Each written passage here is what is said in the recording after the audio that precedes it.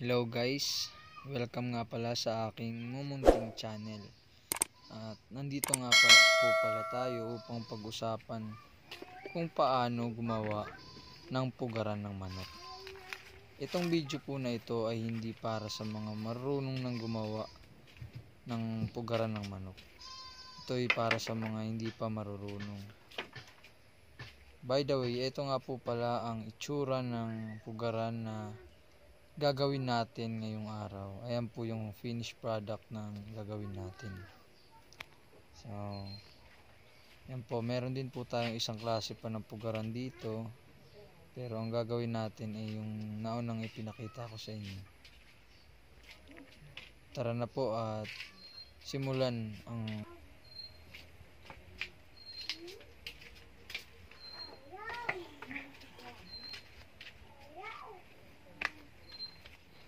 yan guys. So, kaninang umaga, nakahanap na ako ng dahon ng nyog na pwede nating gawing pugaran. So, ayun siya. Pinutol ko na siya kanina pang umaga.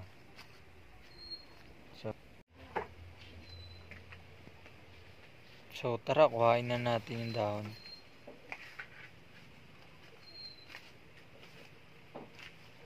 Sa pagpili guys o pagkuha ng dahon ng nyog na gagamitin natin, mas mabuting piliin natin yung malalapad na dahon at medyo mahaba upang ang ating pugaran ay medyo malapad. Tsaka maitatali natin siya mamaya kasi itatali natin yung bawat dulo niya, kailangan mahaba siya.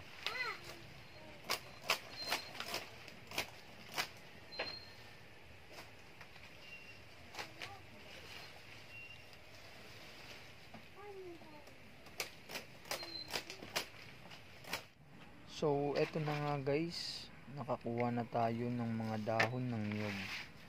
Ang gagawin naman natin ay tatanggalin natin sa pagkakadikit-dikit dito banda sa bandang part ng puno ng dahon dyan, para hindi siya mapigilang lumapad mamaya. Yan, tatanggalin natin. Kung sakaling nagkakadikit pa, tatanggalin po natin.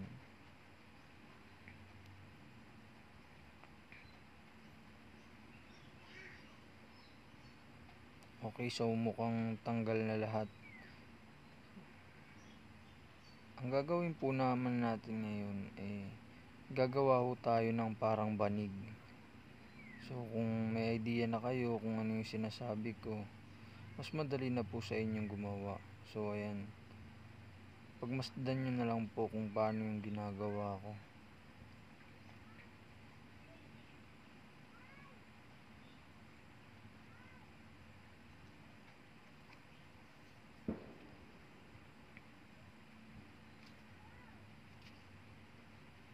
Teka, medyo nakalimutan ko ata. Yan, pababa pala. Pababa yung direksyon ng dahon. Yan, baliktad rin natin guys. Baliktad pala.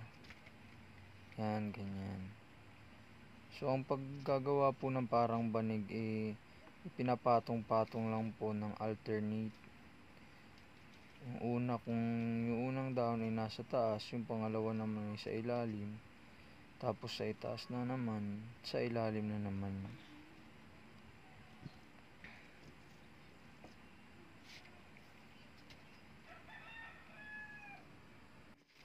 Yan guys, bilisan na lang natin. So, forward ko na lang yung video. At wala pa rin, konti pa lang yung nagagawa ko. Ito, pero pag sinimulan nyo po itong gawin, hindi naman po ito mahirap. Napakita ko lang sa inyo para may idea kayo kung paano ba gumawa ng pugaran ng manok.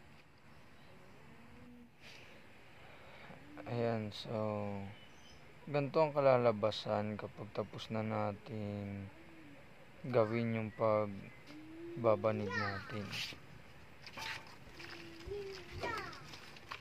Nakabuo po tayo ng 4 na sides Yung kada side po, yun yung dulo ng mga dahon.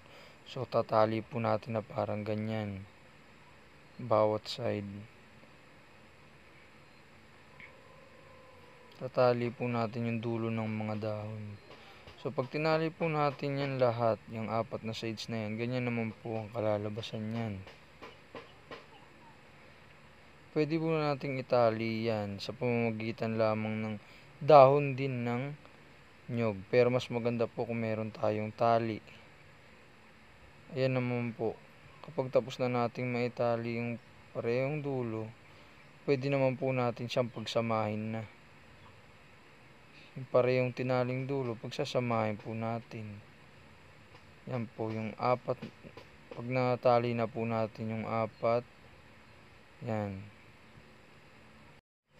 Pag naitali na po natin yung 4 na sides na yan at pinagkabit-kabit na natin o pinagdugtong-dugtong na natin, ganito po ang kalalabasan. Ganito po ang magiging resulta ng ating pugaran ng manok. At dito na nga po nagtatapos ang ating video. Bye-bye!